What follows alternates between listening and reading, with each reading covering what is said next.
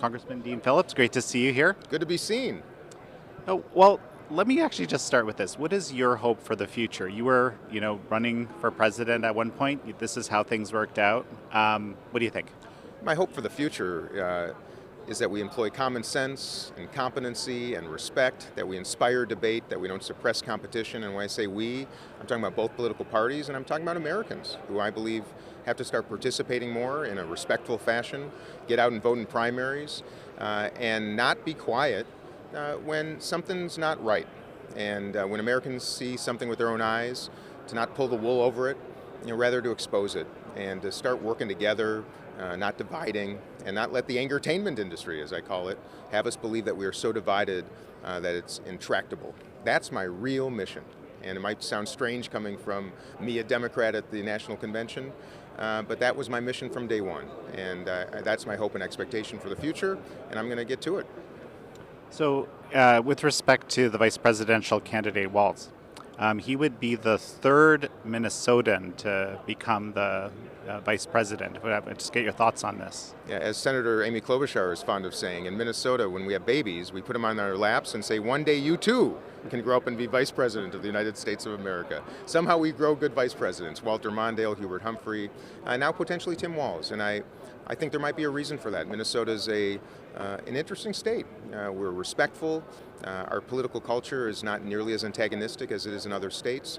We have higher taxes, but we have clean water and clean air and good schools and good parks and good communities. And we face stresses like every community in this country, but we do it a little bit differently, and it seems to be a representation of the Midwest, which often is underrepresented in American politics. So I'm really pleased, frankly, to see both tickets, have vice presidential candidates that are not from, New York or California.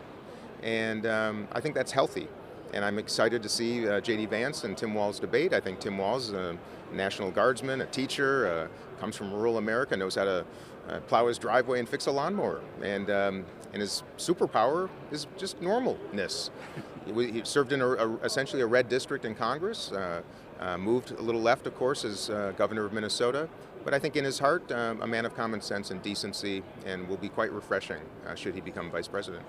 So, and what do you think about President Biden, passing the torch? He says it was the best decision he ever made to endorse Kamala Harris, the vice president, for this role. Well, first of all, I celebrate it, of course, because that was my fundamental mission, to inspire that very decision. Do I wish it had happened sooner? Of course I do.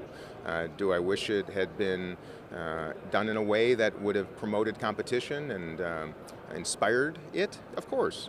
But I'm pleased that it happened. And it doesn't happen much in human history where those that have great power electively forego it, and whether by pressure or by personal decision. So I'm pleased, and my mission was to inspire the very energy that's palpable in this building right now. Of course, you were running for president at some point. You think there will be any possibility of that in the future? Well, I've learned as a politician, you never say never, and I also don't want to avoid the question. And the truth is, I want to serve our country, and I'd like to see Democratic and Republican administrations, presidents, choose people of different perspectives to comprise their cabinets and their agencies, because Americans need to know that their voices are represented.